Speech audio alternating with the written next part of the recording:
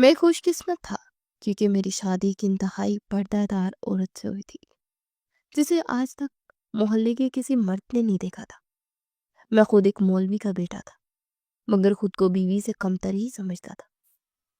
मेरे ख्वाब में रोजाना एक बुजुर्ग आते, कहते कि अपनी बीवी को तलाक दे दो, ये अच्छी औरत नहीं है। मुझे हैरत होती, क्योंकि बीवी रोजाना तहज्जुद में न जाने क्या रो रो कर मांगती। भला वो बुरी औरत कैसे हो सकती थी।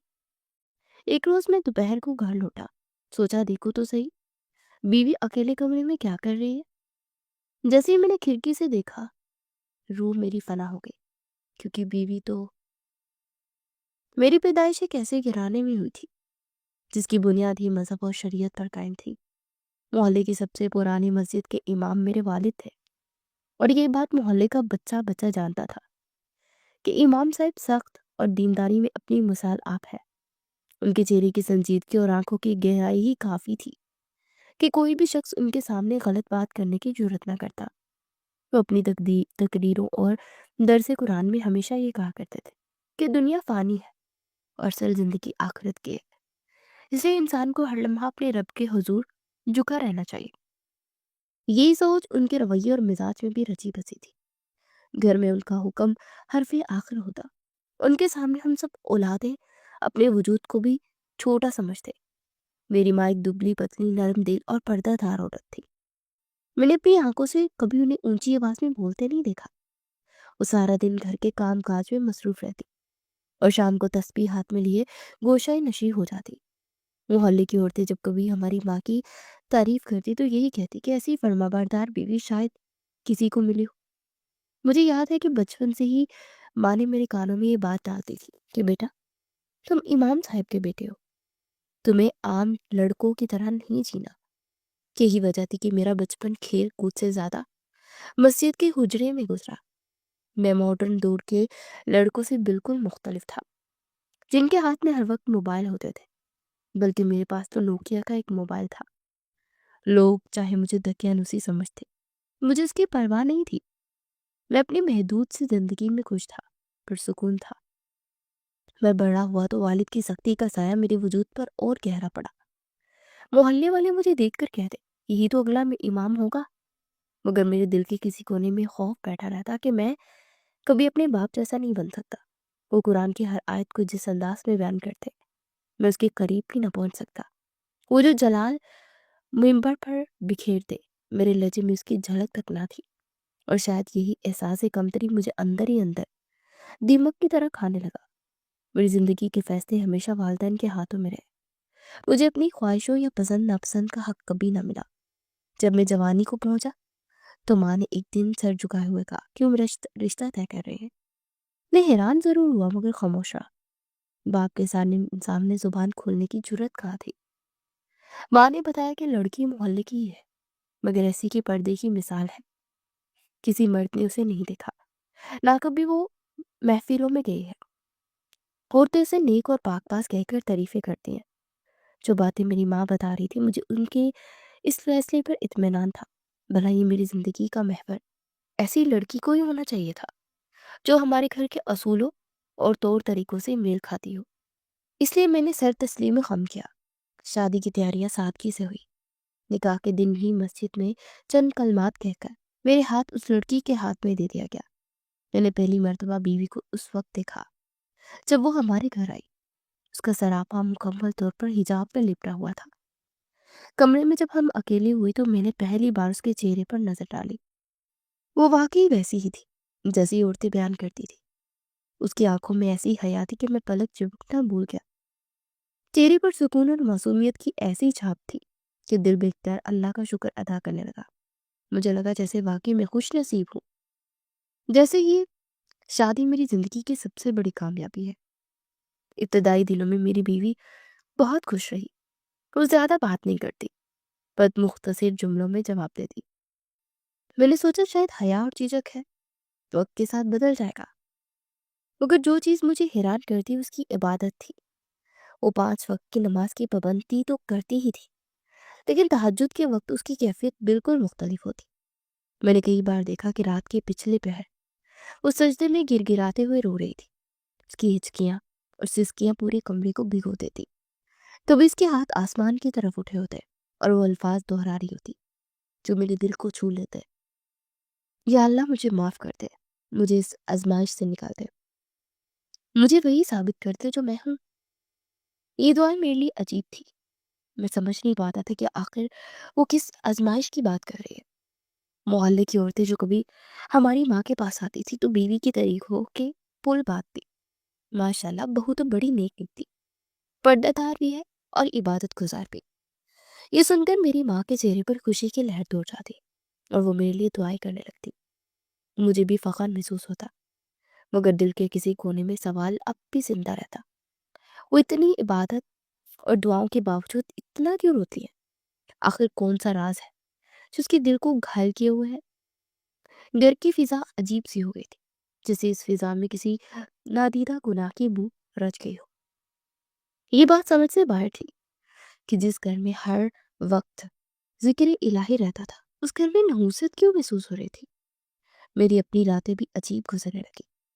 कई बार ख्वाब में एक नौरानी बुजुर्ग को देखा, सफेद दाढ़ी, रोशन चेहरा और आंखों में अजब जलाल। वो मेरी तरफ देखते और कहते, अपनी बीवी को तलाक दे दो, ये अच्छी औरत नहीं। मैं चौंक कर जाग जाता, पसीने बेचारा बोल, दिल जोर जोर से धड़क रहा होता। मैंने कई बार खुद को समझाया कि ये सिर्फ वहम है, मगर ख्वाब बार बार आने लगे। हर बार वही अल्फाज, वही लहजा, वही जलाल। दिन में जब बीवी को देखता तो दिल खुद को कोसता कि कैसे मान लूं वो बुरी है। वो जो हर वक्त कुरान के साथ लगी रहती, जो तहज्जुद में रोती, जो निगाह उठाकर भी किसी गैर की तरफ नहीं देखती, वो बुरी कैसे हो सकती है? मगर ख्वाब का साया दिन ब दिन गहरा होता जा रहा था। एक दिन ऐसा हुआ कि मैं दोपहर को मस्जिद से जल्दी घर आ गया। घर बिल्कुल खामोश था। माँ किसी हमसाए के यहाँ गई हुई थी, बीवी अपने कमरे में थी। दिल में ख्याल आया कि देखूं ये अकेली में क्या करती है। कदम दबे दबे खिड़की तक ले आया। अंदर झांका तो आंखें हैरत से पट गई। वो सजदे में थी, लेकिन उसके लब्बों पर वो अल्फाज थे जिसे सुनकर मेरी रूह कांप उठी। वो किसी अजनबी जुबान में कुछ पढ़ रही थी, ऐसी जुबान जिसे मैंने कभी नहीं सुना था। ना वो अरबी थी, ना फारसी, ना उर्दू। आवाज में एक अजीब लर्जिश थी और कमरे की फिजा भारी होने लगी। मुझे यूं लगा जैसे दीवारों पर साए हरकत कर रहे हो, जैसे कोई अनदेखे वजूद वहां मौजूद हो। मैं डर के मारे पीछे हट गया। दिल धड़क रहा था, पसीना माथे पर मोतियों की तरह बरसने लगा। खुद को तसल्ली दी कि शायद ये मेरा वहम है, शायद मैंने गलत सुना, शायद वो किसी और अंदाज में दुआ कर रही थी। मगर दिल मानने को तैयार ना था। उस दिन के बाद मेरी नींदें छीन गई। मैं जब भी उसे देखता दिल में खौफ और सवाल एक साथ जाग उठते।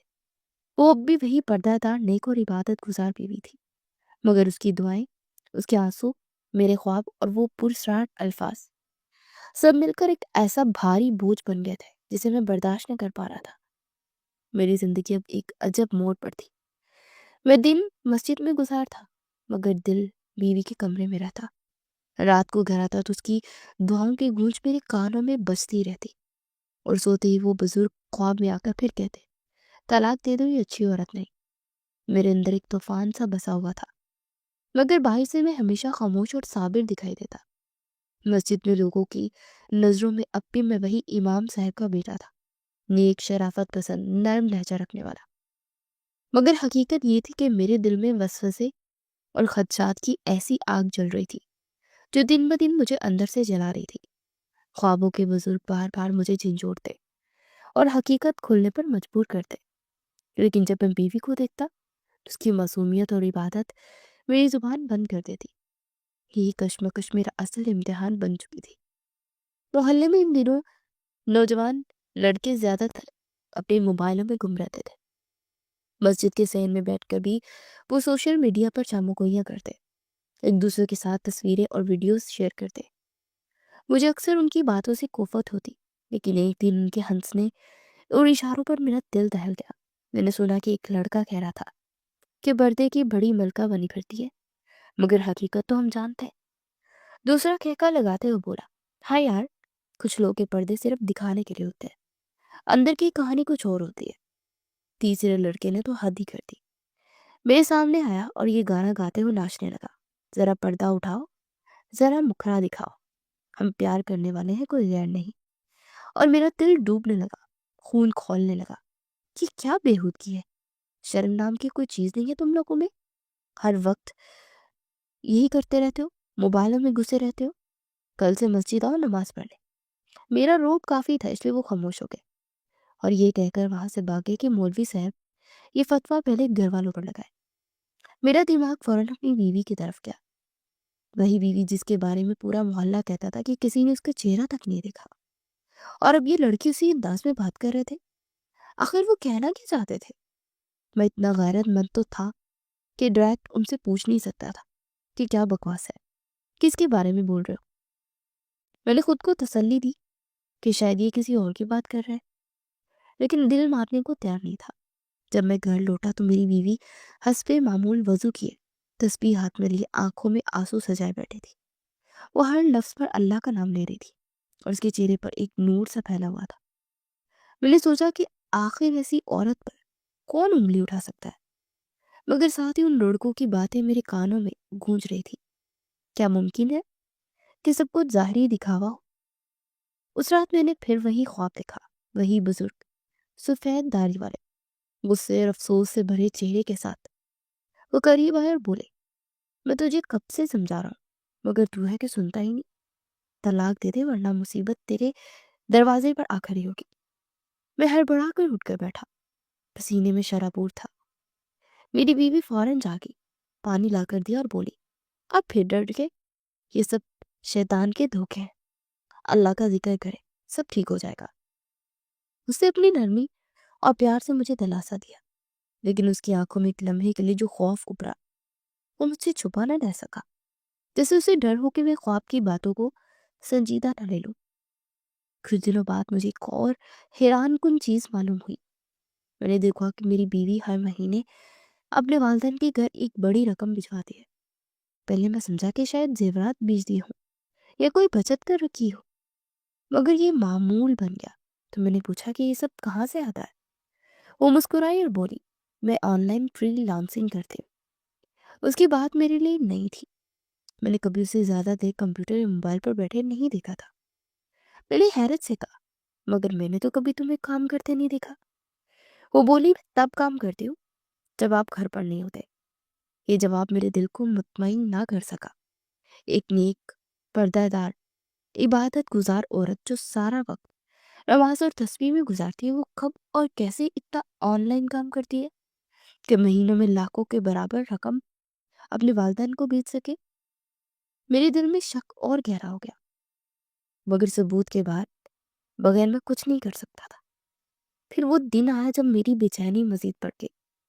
میں عام دنوں کی طرح کام پر گیا تھا، مگر دوپہر کو اچانک طبیعت خراب ہو گئی اور میں جلدی واپس آ گیا۔ گھر کا دروازہ ہلکا سا کھلا تھا۔ میں دبے قدموں اندر داخل ہوا تو کمرے سے ہلکی ہلکی ٹائپنگ کی آوازیں آ رہی تھی۔ میرا دل زور زور سے دھڑکنے لگا۔ میرے دروازے کی طرف سے اندر جھانکا، میری بیوی بیڈ پر بیٹھی تھی، لیپ ٹاپ کھلا تھا، اس کی انگلیاں کی بورڈ پر تیزی سے چل رہی تھی۔ اس کے چہرے پر عجیب سی سنجیدگی تھی، جیسے وہ کسی اہم اور خفیہ کام میں مصروف ہو۔ جیسے ہی میری آہٹ ہوئی، اس نے چونک کر سر اٹھایا۔ اس کے چہرے پر خوف چھا گیا۔ اس نے بجلی کی سی تیزی سے لیپ ٹاپ بند کیا اور فوراً تسبیح اٹھائی، جیسے کچھ ہو ہی نہ رہا ہو۔ میں اندر گیا اور نرم لہجے میں پوچھا، کیا کر رہی تھی؟ وہ گھبرا کر بولی، کچھ نہیں، ذکر کر رہی تھی۔ اس کی آنکھوں میں وہی خوف اور گھبراہٹ تھی جو میرے دل میں کئی دنوں سے سوال بن کر بیٹھ گئی تھی۔ اس کے بعد سے جب بھی وہ کمرے میں اکیلی ہوتی، میرے دل میں شک کی دیواریں اور اونچی ہونے لگتی۔ میں سوچتا کہ آخر وہ کس چیز سے ڈرتی ہے؟ کیوں ہمیشہ میری آہٹ سنتے ہی لیپ ٹاپ بند کر دیتی ہے، موبائل دور پھینک دیتی ہے؟ اگر واقعی وہ فری لانسنگ کر رہی ہے تو مجھے دکھانے میں کیا حرج ہے؟ لیکن وہ ہر بار یہی کہہ کر ٹال دیتی، کیا آپ کو شک کیوں ہوتا ہے؟ یہ سب آپ کے وسوسے ہیں۔ محلے میں بھی افواہیں بڑھنے لگی۔ کچھ لڑکی سرگوشیوں میں میرے کانوں تک عجیب عجیب باتیں پہنچاتے تھے۔ مولوی صاحب کا بیٹا بڑا سیدھا ہے، اسے کچھ خبر ہی نہیں۔ ارے اس کے پاس تو نوکیا کا پرانا فون ہے، بلا خبر کیسے ہوگی؟ دوسرا لڑکا کہہ کر لگاتا۔ میں سوچتا کہ آخر وہ کس حقیقت کی بات کرتے ہیں؟ اب میرا حال یہ تھا کہ دن کو لوگوں کے درمیان بیٹھا ہوتا مگر ذہن میں وہی سوال گونجتے، رات کو بیوی کے پاس مگر نیند کوسوں دور بھاگ جاتی۔ وہ جب کبھی نیند آتی تو بھی وہی بزرگ خواب میں آ کر میرے دل میں خوف کی نئی لہر دوہراتے، میں تجھے آج آخری بار سمجھا رہا ہوں کہ عورت تیرے لیے مصیبت ہے، طلاق دے دے ورنہ ایک دن سب کچھ برباد ہو جائے گا۔ میں چیخ کر اٹھ بیٹھتا مگر بیوی ہمیشہ پاس آ کر مجھے تھپک دیتی، اس کی آواز میں نرمی مگر آنکھوں میں چھپا ہوا ڈر مجھے اور بھی الجھا دیتا۔ اب وہ میرا دل کہتا تھا کہ یہ حقیقت زیادہ دیر چھپی نہیں رہے گی، مگر وہ حقیقت کیا ہے؟ یہ راز کب کھلے گا اور کیا میں اس وقت تک برداشت کر سکوں گا یا نہیں؟ یہ سوال میرے ہر لمحے کا بوجھ بن چکے تھے۔ میری زندگی ویسے موڑ پر پہنچ چکی تھی جہاں ہر روز نئے وسوسے، نئی سرگوشیاں اور نئے تانے میرے دل کو زخمی کرتے تھے۔ مسجد سے گھر تک کا راستہ میرے لیے کٹن امتحان بن گیا تھا۔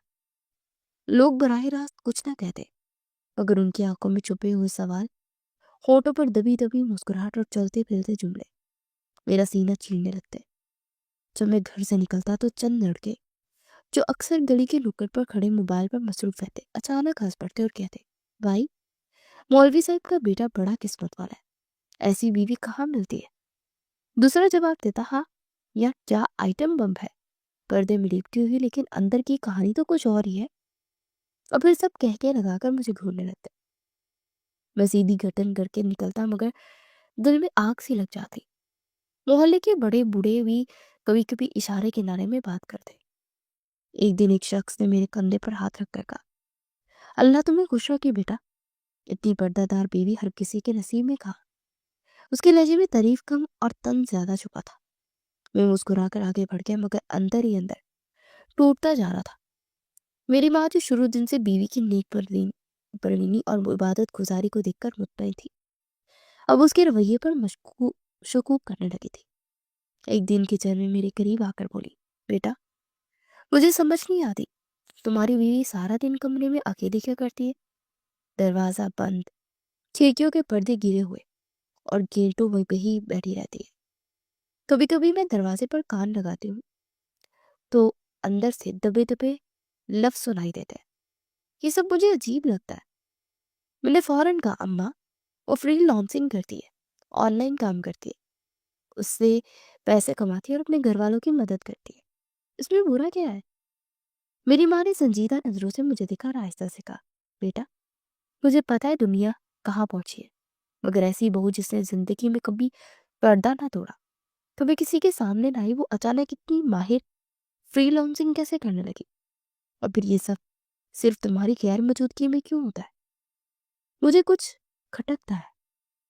میں نے اپنے لہجے کو مضبوط رکھنے کی کوشش کی اور کہا، اماں آپ فضول سوچ رہی ہیں، وہ نیک ہے، نماز روزے کی پابند ہے، تسبیح ہاتھ سے نہیں چھوڑتی، کیا ایسی عورت پر شک کرنا جائز ہے؟ لیکن جیسے میں اپنی ماں کے سامنے دلیلیں دیتا، میرے اپنے دل میں 100 وسوسے جنم لیتے۔ میں چاہے زبان سے کتنے ہی دلائل دیتا رہوں مگر اندر ایک عجیب سا خلا اور بے سکونی مجھے گھیرے رکھتی۔ اب میری راتیں اور بھی بھیانک ہو گئی۔ بزرگ کا خواب مزید شدت اختیار کر چکا تھا۔ پہلے وہ مجھے نرمی سے سمجھاتے تھے، اب ان کے لہجے میں سختی اور غصہ بڑھنے لگا۔ ایک رات مجھے قریب آ کر جھنجھوڑنے لگے، ان کی آنکھیں انگاروں کی طرح دہک رہی تھی۔ وہ چیخ کر بولے، تجھے کہا تھا طلاق دے دے، پھر بھی بہانہ بازی کر رہا ہے؟ یاد رکھ اب وقت قریب ہے، جو کرب تجھے گھیرنے والا ہے اس کا سامنا نہ کر پائے گا۔ میں ڈر کے ماری پسینے میں بھیگ گیا۔ بیوی نے حسب معمول مجھے پانی دیا، تسلی دی اور کہا کہ یہ سب شیطانی خواب ہے، اللہ کا ذکر کرو۔ لیکن اب اس کی آواز میں لرزش تھی۔ میں نے پہلی بار اس کی آنکھوں میں واضح خوف دیکھا، جسے وہ بھی جانتی ہو کہ میں کب کا خوف دیکھ رہا ہوں۔ محلے کی چمگوئیاں اور ماں کی شکوک نے میری الجھن کو کئی گنا بڑھا دیا۔ دن بھر میں دل کو بہلانے کے لیے لوگوں کو جواب دیتا رہتا، کوئی تانا مارتا تو میں مسکرا کر کہتا کہ میری بیوی بہت نیک ہے۔ لوگ حسد کرتے، ماں شک کرتی تو کہتا کہ یہ دور جدید ہے، آج آن لائن کام عام بات ہے۔ مگر رات کو جب تنہا ہوتا تو دل کی دیواروں پر وہی سوال دستک دیتے، آخر وہ سارا دن کمرے میں بند ہو کر کیا کرتی ہے؟ وہ کیوں ہر بار لیپ ٹاپ میری آہٹ پر بند کر دیتی ہے؟ وہ بڑی رقم کہاں سے کماتی ہے؟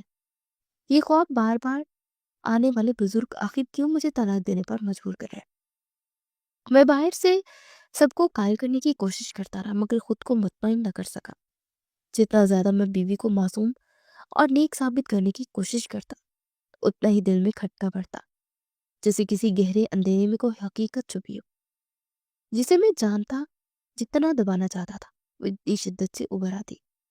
اب میرا حال یہ تھا کہ دن کو لوگوں کی نظروں سے بچنے کے لیے راستے بدلنے لگا اور راتوں کو خوابوں کی وحشت سے بچنے کے لیے جاگتا رہتا، مگر حقیقت کا پردہ اب بھی سلامت تھا اور میں اس پردے کے پیچھے چھپی کہانی کو جاننے کے لیے بے چین تر ہوتا جا رہا تھا۔ میری زندگی کی بے چینی اب ایک اور سطح پر پہنچ چکی تھی۔ جیسے جیسے دن گزرتے گئے بیوی کی نیک پروینی اور اس کے گرد جمع ہونے والے راز ایک بڑے بوجھ کی طرح میرے دل پر سوار ہو گئے۔ اب صرف خواب یا محلے کے لوگوں کے طنز نہیں تھے بلکہ خود گھر کے حالات بھی اس قصے میں ایک نیا رنگ بھر رہے تھے۔ میری بیوی اپنے گھر کی سب سے بڑی بیٹی تھی، 5 بہنوں میں سب سے بڑی۔ باپ فوت ہو چکا تھا، ماں بیمار رہتی، چھوٹی بہنیں ابھی پڑھائی یا کم عمری میں۔ بیوی نے ہی سب کی کفالت کا بوجھ اپنے کندھوں پر اٹھایا ہوا تھا۔ ہر مہینے وہ پیسے بھیجتی، کبھی بہنوں کی فیس، کبھی ماں کی دوائیں، کبھی چھوٹی بہن کی شادی کے لیے۔ میں کبھی کبھی سوچتا کہ واقعی یہ عورت عظیم ہے، مگر ساتھ ہی دل میں ایک عجیب سا سوال کھلتا کہ سب کہاں سے آتا ہے۔ ایک دن خبر آئی کہ میری ساس کو ہارٹ اٹیک ہوا ہے۔ ہم ہڑبڑا کر اسپتال پہنچے، ڈاکٹر نے بائی پاس کا بتایا اور اتنی بڑی رقم مانگی کہ میرے ہوش اڑ گئے۔ میں نے بیوی کو تسلی دی کہ گھبراؤ نہیں، ہم مل کر انتظام کریں گے، قرضہ لیں گے، لوگوں سے مدد مانگیں گے۔ بیوی خاموش بیٹھی رہی، چہرے پر خوف اور آنکھوں میں ایک عجیب سے لرزش۔ اگلے دن ہسپتال والوں نے بتایا کہ 10 لاکھ روپے جمع کروا دیے گئے ہیں۔ میں سن کر ہکا بکا رہ گیا کہ سب کس نے کیا؟ بیوی نے کہا کہ میں نے جمع کروا دیے۔ میں نے حیران ہو کر پوچھا کیسے؟ اتنی بڑی رقم کہاں سے آئی؟ وہ جھنجھلا کر بولی، میرا کام ہے، میں کماتی ہوں، آپ فکر مت کریں۔ اس کی آواز میں سختی اور گھبراہٹ دونوں تھی، جیسے وہ خود بھی کسی چیز سے ڈر رہی ہو۔ بس دعا کریں ماں ٹھیک ہو جائے، یہ سب ان کے لیے تو کر رہی ہوں میں۔ یہ کہہ کر وہ پھر سے آنسو بہانے لگی۔ میں جو اس سے درد لہجے میں پوچھنا چاہتا تھا کہ آج مجھے صاف صاف بتاؤ کیا کام کرتی ہو، اس کے آنسو دیکھ کر میرا دل فوراً پگھل گیا۔ بھلا میں بھی کتنا پاگل تھا، اس معصوم بھلی ماس عورت پر شک کر رہا تھا۔ میں نے خود کو ملامت کی اور اس کے ساتھ بیٹھ کر تسلی دینے لگا۔ اکثر ہمت سے کام لو، یہ سب ٹھیک ہو جائے گا، بس مجھے اپنی پریشانیاں بتایا کرو۔ تمہیں کیا ضرورت ہے پیسے کمانے کی؟ میں تمہارا شوہر اتنا تو کر ہی سکتا ہوں۔ میری تسلی نے اسے پھر پرسکون کر دیا اور وہ مسکرا کر دیکھنے لگی کہ کیا میں نہیں چاہتی میرے گھر کا بوجھ بھی آپ اٹھائے؟ میں شروع سے ہی ان کی کفالت کر رہی ہوں، مجھے اچھا نہیں لگے گا۔ میں نے ہاں میں سر ہلایا اور خود کو پرسکون رکھا، مگر دل میں وسوسے پھر سے بڑھنے لگے کہ آخر ایسا بھی کیا کم کرتی ہے کہ ایک دن میں 10 لاکھ کا انتظام ہو گیا۔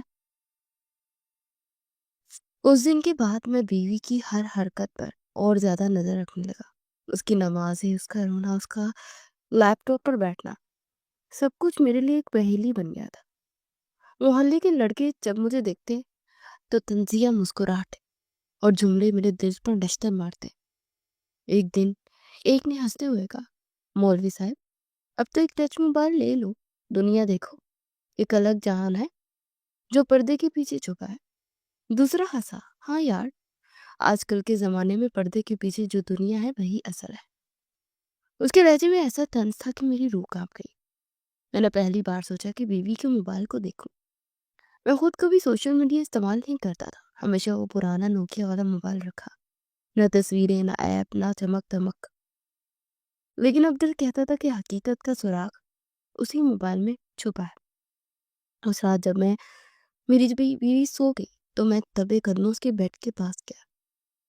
اس کا موبائل آہستہ سے اٹھا، لیکن اس پر پاسورڈ لگا تھا۔ اس لمحے میری بے چینی کئی گنا بڑھ گئی۔ میں نے موبائل واپس رکھ دیا، مگر دل میں یہ عزم کر لیا کہ اب میں کسی قیمت پر مجھے حقیقت تک پہنچنا ہے۔ ہر چیز مجھے مشکوک لگنے لگی۔ بیوی کا لیپ ٹاپ بند کرنا، موبائل پر پاسورڈ، رات گئے جاگ کر کچھ کرنا، اور صبح کو فرشتوں کی طرح تسبیح ہاتھ میں لیے میرے سامنے آنا۔ میں چاہتا تھا کہ میری ماں کو یقین دلا سکوں کہ بیوی نیک ہے، لیکن اب خود میرے اپنے یقین کی بنیادیں ہل رہی تھی۔ خوابوں کے بزرگ بھی مزید شدید ہو گئے۔ اب وہ بس سمجھانے نہیں تھے بلکہ دھمکاتے لگے تھے۔ ایک رات وہ قریب آ کر بولے، تیرا وقت قریب ہو رہا ہے، اس عورت کے پیچھے جو راز ہے وہ تجھے لے ڈوبے گا، جاگ جا ورنہ خود ہی انجام دیکھ لے گا۔ میں چیخ کر اٹھا۔ بیوی نے پانی دیا، مگر اس بار میں نے پہلی بار محسوس کیا کہ اس کے ہاتھ کانپ رہے تھے، جیسے وہ جانتی ہوں کہ میں اب راز کے قریب پہنچ چکا ہوں۔ میرے دن اور راتیں ایک اندھیری سرنگ بن گئی تھی، ہر طرف سوال، ہر طرف وسوسے اور ہر طرف اشارے، مگر جواب کہیں نہیں تھا۔ میں چاہتا تھا کہ سب کے پیچھے کی حقیقت جانو، مگر دل ڈرتا تھا کہ شاید حقیقت میں برداشت سے باہر ہو۔ کہانی کے اس مقام پر میں خود بھی قاری کی طرح سانس روکے کھڑا تھا، جیسے کسی ایسی سرحد پر ہوں جہاں سے آگے روشنی بھی ہے اور اندھیرا بھی، مگر ایک قدم بڑھانے کے لیے ہمت چاہیے۔ میری بیوی اب بھی میرے سامنے ایک نیک پروین کا روپ دھاڑے بیٹھی تھی، لیکن اس کے پیچھے چھپی کہانی مجھے راتوں کو سونے نہیں دے رہی تھی۔ میں نے جب مسجد سے نکل کر گلی کی طرف قدم بڑھائے تو دھوپ ایسے کر رہی تھی جیسے زمین پر کوئی ریت کا شان کر رہا ہو، مگر میرے اندر جو اڑان سی بنی ہوئی تھی وہ دھوپ سے بھی زیادہ تیز تھی۔ شک کی آگ مجھے اندر سے جلائی جا رہی تھی اور میرے قدم خود بخود ان لڑکوں کی طرف کھینچے جا رہے تھے جو عام طور پر گلی کے کنارے پر بیٹھ کر موبائل میں کچھ دیکھ رہے ہوتے۔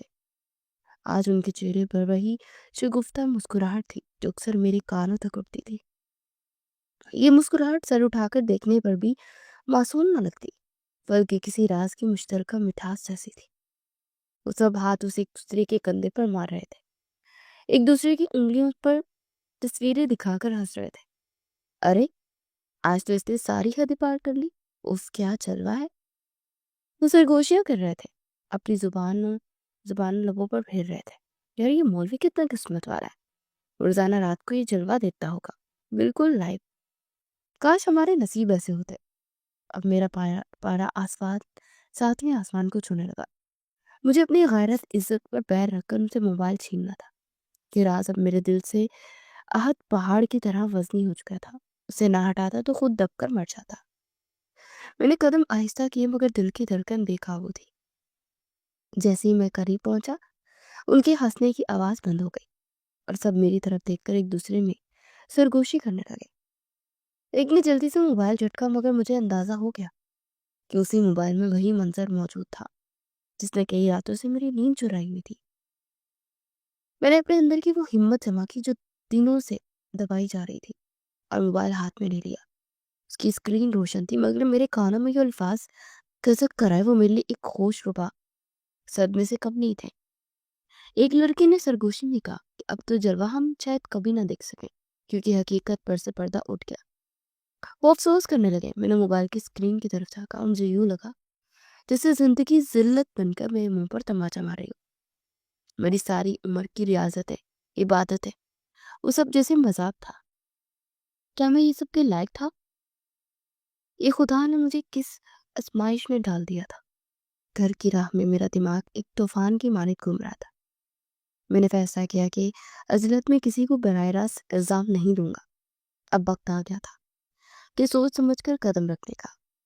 میں نے موبائل واپس کرتے اندر ہی اندر کہا کہ میں کسی کو فوراً بے نقاب نہیں کروں گا، میں خود پہلے حقیقت کا سامنا کروں گا، اور شاید یہ سب نظر کا دھوکہ ہو۔ جب تک اپنی آنکھوں سے حقیقت نہ دیکھوں گا میں کسی پر الزام نہیں لگاؤں گا۔ گھر پہنچ کر میں نے آہستگی سے دروازہ کھولا۔ ماں کچن میں تسبیح دھیان سے گھما رہی تھی، اس کے ہاتھوں کی وہی خاموشی جو برسوں سے دیکھی تھی، مگر آج اس کی آنکھوں میں بے چینی اور ایک نیا راز تھا۔ اس کے لبوں نے فوراً مسکرا کر تسلی دینے کی کوشش کی، مگر وہ مسکان جو ہی میرے آنکھوں پر پڑی کچھ ٹھنڈی ہوئی پڑ گئی، جیسے وہ خود کو جانتی ہو مگر بتانے کی ہمت نہ ہو۔ اس کی آنکھوں میں شرمندگی تھی، جیسے اپنے بیٹے کی زندگی کا اتنا بڑا فیصلہ کرنے میں انہیں کوئی ملال ہو۔ میں زیادہ دیر ان کی آنکھوں میں نہ دیکھ سکا کہ میرا اپنا وجود ہی شرم سے جھکا ہوا تھا، ذلت کی دلدل میں ہاتھ پیر مار رہا تھا۔ میں نے پوچھے بنا اپنے اندر ہی اندر کا سوال پھر دہرا دیا، اقصیٰ کہاں ہے؟ माँ ने नरमी से सर हिलाया और कमरा कहा, कमरा बंद है, वो काम कर रही है। उसकी आवाज में वही लर्जिश थी जो गली के लड़कों की सरगोशियों में छुपी महसूस होती। हिफाजत की कोई खामोशी से शर्त और खौफ की ही छाप। मेरे अंदर एक घुटन सी भर गई। मैं किसी तरह बीवी की हरकतों का नमूना याद कर रहा था, तस्बीह, तहज्जुद की दुआएं, वो खामोशी जिसे मोहल्ला नेक समझता था। मगर अब मेरे पास महज इशारे थे, एक लड़के का अभी नहीं बताना और माँ की अफसरदा खामोशी। मैंने खुद से कहा कि मैंने अभी कुछ नहीं देखना, मैं सिर्फ वक्त का मुंतजिर हूँ। मगर वक्त क्यों? किस वक्त? ये सवाल मेरे आवाज बनकर मेरे अंदर गूंजती। शाम का सूरज कमजोर पड़ रहा था। घर में एक अजीब सी खामोशी छा गई थी, जैसे किसी साजिश का पपीता तैयार हो रहा हो और फल अभी खिलाना हो। माँ ने खाना पकाया मगर उसके हाथों की हरकत मामूल से भी ना थी। वो अक्सर दरवाजे के पास जाकर कमरे की तरफ देखती, फिर वापस आकर तस्बीह पकड़ लेती। उसका दिल गैर यकीनी में भरा था और मैं ये सब देखकर मजीद खामोश रहने लगा। कहाँ से सवाल करूं? किसकी जुबान मजबूत है कि राग उलट दे? रात को जब घर के तमाम बल्ब कम रोशनी में थे और कमरा गहरी सुनाटे में लिए बैठा था, तो मैंने अपनी जगह तब्दील की। और मैंने ऐलान नहीं किया, शोर नहीं किया, बस अपने अंदर के मुश्तबा मनसब को काबू में रखने की कोशिश की। मैंने फैसला किया कि मैं जल्दबाजी में किसी को बेनकाब नहीं करूंगा। मैं खुद पहला दायरा नगर हूँ, सच्चाई की ऐनक उतार कर मैं खुद देखूंगा। मगर ये ख्वाहिश अज़्म मेरे अंदर इतनी बिलावास्ता था कि अब खामोशी का बोझ संगीन होता जा रहा था। रात के आखिरी पहर में बाहरी कदमों से अक्सर के कमरे के करीब गया। वो कमरा जहां वो रात को तहज्जुद पढ़ने का बहाना बनाकर न जाने क्या करती थी। दरवाजा बंद था, बंद लॉक की छोटी सी क्लिक थी। दरवाजे की लकड़ी में वो छोटा सा सुराख था जहां हम बचपन में राज छुपाया करते थे। आज उसी सूरज से मैंने अंदर झांकने का फैसला किया। मेरे हाथ दरवाजे का हैंडल हल्का सा घुमा रहे थे मगर मैंने दरवाजा नहीं खोला। मैंने सोचा कि अगर अभी अंदर झांकूंगा तो शायद वो मुझे देखकर सब कुछ खत्म कर देगी या फिर मुड़कर हंस देगी या रोने के बजाय हंसी के साथ कोई और राज खोल देगी। मैंने धीरे से अपने मुंह में सांस रोका और सुराख में आंख रख दी। अंधेरे में अंदर की खाकस्तरी रोशनी फलक पर सुलग रही थी। मैंने कुछ देखा मगर वो मंजर मुकम्मल तौर पर वाज़ह ना था। एक हरकत, रोशनी का चपकना, किसी सांस की मदम आवाज, शायद कोई वीडियो बैकग्राउंड की मौसीकी। लेकिन मैंने जानबूझकर पूरी तस्वीर अपनी आंखों के सामने ना आने दी। मैंने अपनी आंख प्लग से पोशीदा रखी और दिल में इरादा किया कि जो भी हो जाए मुझे अपने फैसले पर कायम रहना है। मैं चाहता कि था कि जब सच सामने आए तो इसके तमाम कोनों का सामना खुद शफाफ हो, ना को किसी लड़के की हंसी ने मेरी आंखों पर धुआं फेंका हो। जो कुछ अंदर हो रहा था वो मेरे अंदर एक ना खत्म होने वाला शोर बर्पा कर चुका था, जो कानों से खून की सूरत रसने लगा था। यूं लगा जैसे दिमाग की नसें फट जाने को है। दिल इस कदर बोझल था जैसे सीना तोड़कर बाहर आ जाएगा और उसका दर्द घर के दरो दीवार में दरारें बिखेर देगा। मगर दरार तो पड़ चुकी थी इस रिश्ते की सच्चाई के अंदर, एक फ्रेब की दरार। मुझे लगा इस दुनिया में जितने भी नेक लोग, सब दिखावा है, सब धोखा है। अंदर से वो भी वहशी और बेरी है। सारी उम्र जिस नेकी के सबक पढ़ते रहे, पल भर में जैसे भूल चुके थे। अब तो अपने आप पर ही शक होने लगा था कि जरूर मैं ही कोई कोताही की है कि खुदा ने मुझे इस कर्ब लामतनाही में फेंक दिया। ये कैसी सजा है जो उसने मेरे लिए चुन ली? ये कोई आजमाइश है, कोई इम्तिहान जो नेक लोगों को दिया जाता है ताकि उनकी नेकी के पैमाने को जांचा जा सके।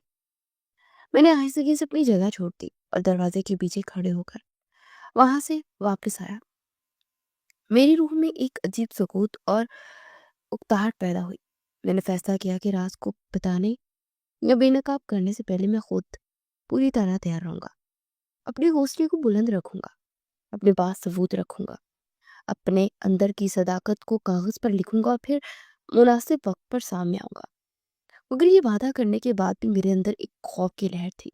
एक वहम था कि शायद बार बार आंखों छुपाने से सच और भी दूर हो जाए या फिर सच मेरे हाथ में आते ही मुझे ऐसे झड़कते जो मैं बर्दाश्त न कर सकूं। रात खत्म होने को थी और मैं अपने बिस्तर पर लेटकर पूरी तरह सो न सका। मेरे कानों में वो लड़कों के अल्फाज गूंज रहे थे, जिल्लत से मगर रात के अंधेरे में कोई फैसला नहीं करना चाहता था। मैंने खुद से वादा किया कि अगले दिन मैं खामोशी के साथ अपनी तैयारी मुकम्मल करूंगा। शायद जुटाऊंगा, सवालात का एक सिलसिला बनाऊंगा और फिर सच का फैसला खुद करूंगा। न जल्दबाजी, न शोर शराबा। मगर रात के सुनाटे में जब घर के सतून भी मेरी बेचैनी को सुन रहे थे, मुझे मालूम था कि मैं अब ऐसे दरिया के किनारे खड़ा हूँ जहां से वापस मुड़ना मुश्किल होगा। राज अब मेरे हाथ से फिसलने को बेताब था, मगर मैंने अभी अपनी मुट्ठी को मजबूती से नहीं पकड़ा था। मैंने इस राज को भी जुबान पर लाने का फैसला किया, और इसी फैसले ने मुझे शायद सबसे बड़ी कश्मकश में डाल दिया। मैंने जो फैसला किया था वही कर बैठा। मेरे अंदर गुस्सा, शर्मिंदगी और एहसास जिल्लत का ऐसा तूफान बरक उठा था कि मैंने सोचा कि मजीद साथ रहना मुमकिन नहीं। एक ऐसी औरत के साथ जो अपने जिस्म और हुस्न की नुमाइश करके पैसा कमा रही हो। भला मैं कहाँ और वो कहाँ? क्या मेरा और उसका साथ मुमकिन था? कोई भी दलील दिल मान नहीं रहा था। सब्र के पैमाने लबरेज हो चुके थे। मैंने उसे रंगे हाथों पकड़ लिया, उसकी आंखों में देखा और कहा, क्यों अक्सा, क्यों? खुदा के दीन को भी मजाक बना लिया तुमने? अपने गुनाहों का बोझ हल्का करने के लिए नेक नामी का लिबादा ओढ़ लिया? मगर ये भूल गए कि नेकी और बदी साथ साथ नहीं चल सकती। एक दिन नेक होता है या बद, तीसरा कोई जज्बा नहीं, और वो मुनाफिकीन का होता है। मैं एक मुनाफिक औरत के साथ जिंदगी नहीं गुजार सकता। क्या तुम अपनी सफाई में कुछ कहना चाहती हो? जब मैंने उसे अपने मुंह खोलने का मौका दिया तो उसकी जुबान घसीट सी गई। आंखों में सारी दुनिया का दर्द था। उसे हाथ जोड़कर कहा, मेरा मकसद सिर्फ अपने घर वालों की मदद था। मैंने कभी किसी की इज्जत मजरूह नहीं की, और ना कोई रास्ता ना था। मेरे अंदर जो आग सुलग रही थी वो खामोश ना हुई। मैंने तेजी से दरवाजा खोला और कहा, अभी यहाँ से चली जाओ। उसकी आंखों से जैसे दरिया फूट पड़े। वो रोती हुई अपने बैग में चंद कपड़े डालकर माँ के घर चली गई। दरवाजा आहिस्ता से बंद हुआ और मेरे अंदर जो खालीपन था वो बढ़ता गया। घर में बंद रहना और उससे भी बुरा था कि लोग बाहर से बातें करते, मोहल्ले के लड़कों की मुस्कुराहटें, माँ की ढकी हुई नजर में वही उलझन। मेरा रोब लिपटा हुआ था, मगर अंदर सब कुछ टूट चुका था। दिनों बाद जब सूरत हाल थोड़ी ठहरी तो अम्मी ने नरम लहजे में बताया कि अक्सा उनके घर आकर मिलना चाहती है। अम्मी ने कहा कि उसे बस एक बार तुमसे मिलकर सब कुछ समझाना चाहती है बेटा। उसकी आखिरी बात ने मुझे झिंझोर दिया कि अब मामला सिर्फ मियाँ बीवी का ना था। दरमियान में एक बच्चा आ गया था जो कि बेकसूर और मासूम था। तुम्हारी बीवी उम्मीद से है, एक मौका दो। मैंने पहले इनकार किया। मेरी जुबान की तह में सर्दी थी, मगर अम्मी की आंखों में वो इल्तमास था जो मैं किसी और की आंखों में न देख सका था। आखिर मैं मुस्तहतन मान गया कि वो आए। मैंने सोचा कि एक मुलाकात, चंद सवाल, फिर फैसला। मैं तैयार होकर बैठा, दिल में खनकार से सुन रहा था। दरवाजा खुला तो वो अंदर आई, मगर वो फिर भी पुरसुकून न थी। उसका चेहरा पहाड़ों के निशान लिए हुआ था।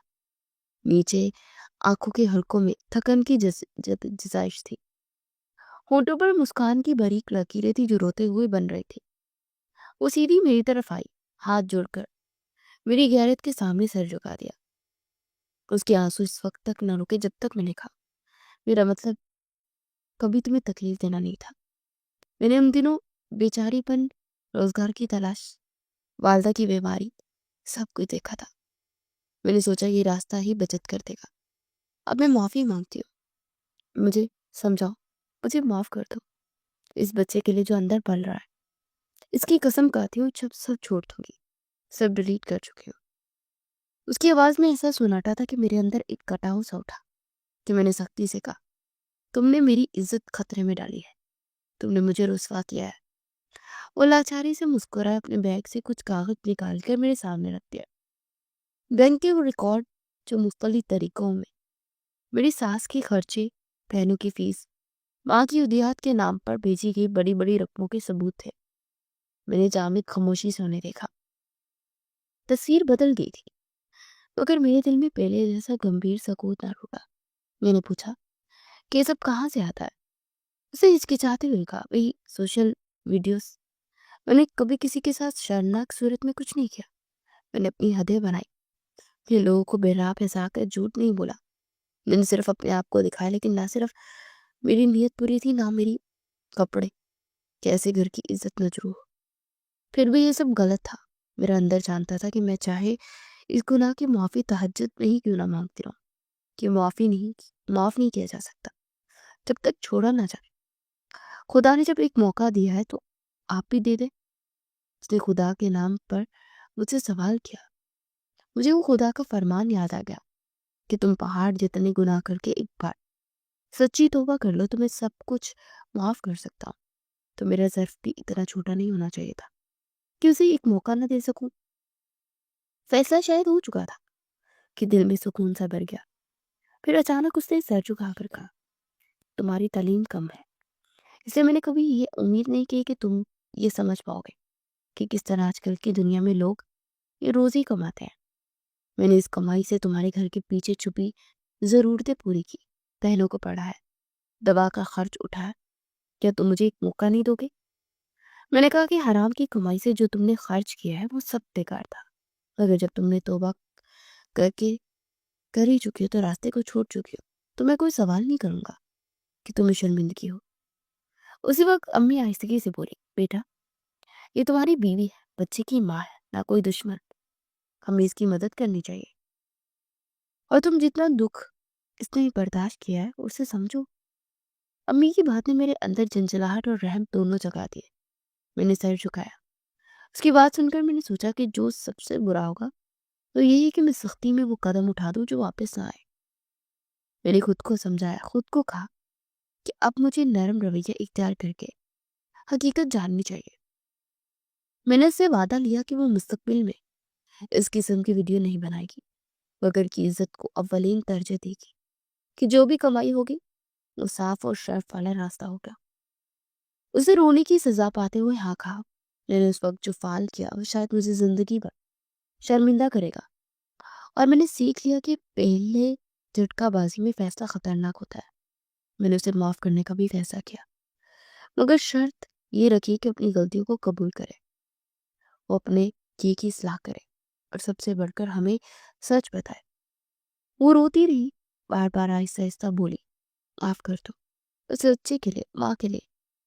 اس کے لہجے میں صدقی دل تھا۔ وقت کے ساتھ جب سچ کی روشنی میں ہر شے نظر آئی تو محلے کی سرگوشیاں بھی مانت پڑ گئی۔ لوگوں نے دیکھا کہ ہم ایک دوسرے کو سمجھ کر مشکل راستہ اپنایا۔ اکثر ہی وہ راستے بدل دیے جس میں وہ چل رہی تھی۔ اسے سوشل میڈیا پر ایسے مواد بنانا چھوڑ دیا جو گھر کی عزت کی منافی تھا، اور چھوٹی بہنوں کے مستقبل کے لیے اسکالرشپ اور تعلیم کے سلسلے میں کام کرنا شروع کیا۔ میں نے خود بھی اپنی کم علمی کو تسلیم کیا اور اسے حوصلہ دیا کہ اپنا ہنر مندی کو بہترین راستوں پر لگائے۔ آن لائن تدریس، ڈیزائننگ، اور گھر بیٹھ کر جائز طریقے سے کمائے۔ لوگوں نے جب ہمیں ایک دوسرے کے ساتھ دیکھا تو انہوں نے اپنی زبانیں بند کر لی۔ میری ماں نے بار بار کہا کہ انسان کو ہمت دینی چاہیے، معاف کرنا سیکھو، ظلم و جفا کا بدلہ محبت سے دینا بہتر ہے۔ میں نے اس میں ایک بڑا سبق پایا، یہ کہ انسان کے فیصلے جلد بازی میں کیے کہ یہ زخم دے سکتے ہیں۔ ان زخموں کا مرہم صرف صبر، سمجھ اور معافی ہی ہو سکتا ہے۔ آخری دن جب ہم دونوں آنگن میں کھڑے تھے تو میں نے اس کے ہاتھ پکڑ لی اور کہا، ہم نے غلطی کر لی مگر ہم اسے سدھار لیں گے۔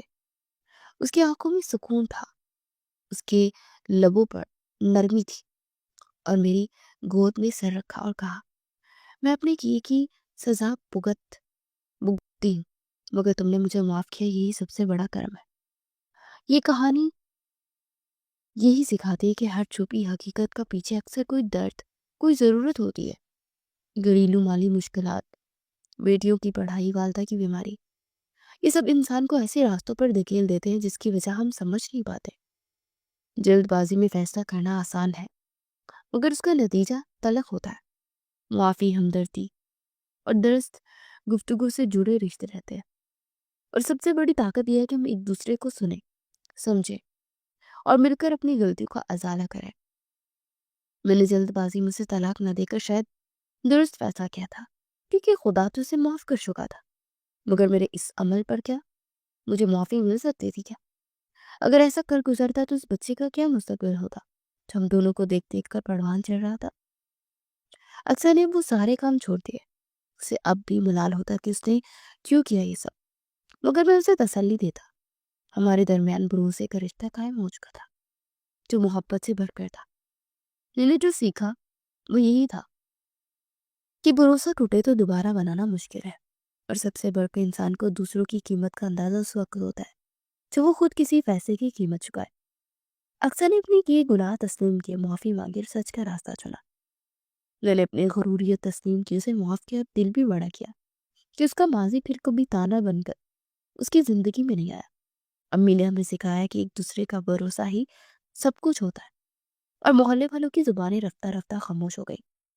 ہم نے اپنے زخموں پر مرہم لگایا اور آہستگی سے زندگی دوبارہ جوڑ لی۔ یہ محبت اور معافی کی وہ روشنی تھی جس نے ہمیں اندھیروں سے نکالا